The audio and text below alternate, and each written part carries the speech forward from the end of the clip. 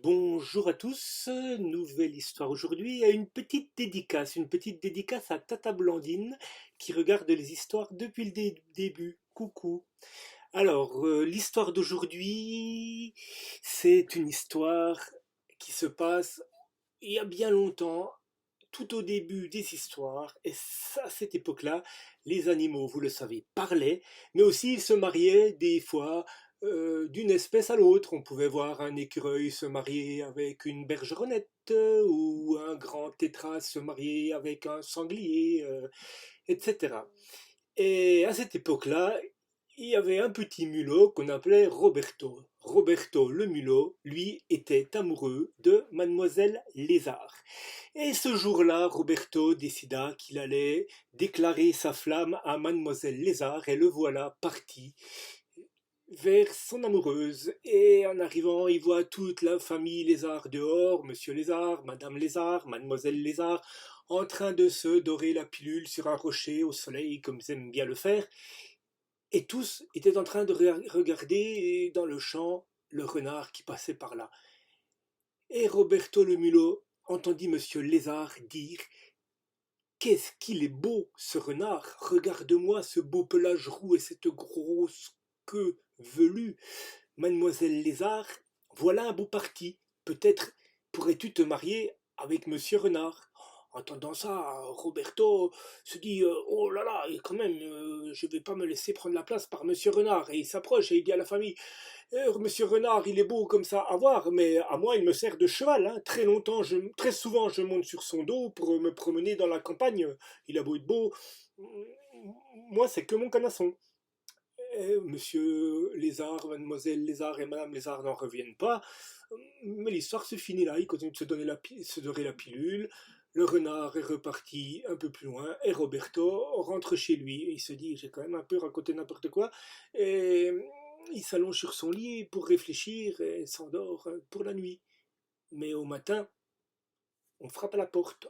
Et la porte s'ouvre avant même que Roberto ait pu y rentrer, et entre le renard. Le renard qui dit: alors Roberto, j'ai entendu dire, on dit dans la campagne que je suis ton cheval, que je te sers de canasson et que tu te promènes sur mon dos. Roberto dit: oh non, c'était pour me faire bien voir par la famille Lézard. Le renard lui dit: tu vas venir avec moi, nous allons aller voir la famille Lézard et tu diras à mademoiselle Lézard que ce n'est pas vrai, que je suis le plus beau, comme elle le croyait jusque-là. Roberto lui: d'accord, mais il se met à tousser dans son coude. Il tousse, il dit: ah, mais monsieur le renard, je suis malade, je vais pas réussir à marcher jusque-là. Le renard dit: qu'à cela ne tienne, je vais t'y emmener. Grimpe sur mes poils et installe-toi entre mes épaules. Et voilà Roberto qui monte sur le renard.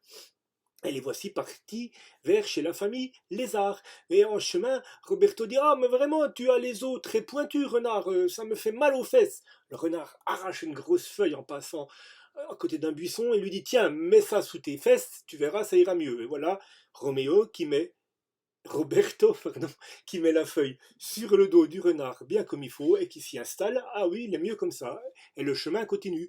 Au bout d'un moment, Roberto dit au lézard: je suis pas loin de tomber, monsieur lézard, je n'arrive pas à me cramponner. Ah, lézard arrache une grande herbe des champs et lui la met dans sa bouche et lui dit d'attraper les deux bouts. Tiens les deux bouts, comme ça tu ne tomberas pas. Donc voici Roberto le mulot sur le dos de monsieur Lézard, bien assis sur sa feuille, et qui tient sa grande herbe, et ils avancent toujours. Et au bout d'un moment, Roberto dit: monsieur Renard, il y a plein de mouches qui me tournent autour, ça m'embête, je vais tomber à cause d'elles.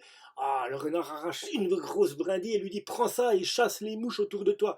Alors voilà Roberto sur le dos du renard qui tient les rênes, et avec son bâton qui chasse les mouches, et de temps en temps il tape les fesses de monsieur Lézard, de monsieur Renard pour le fouetter un peu, mais ça ne gêne pas monsieur Renard.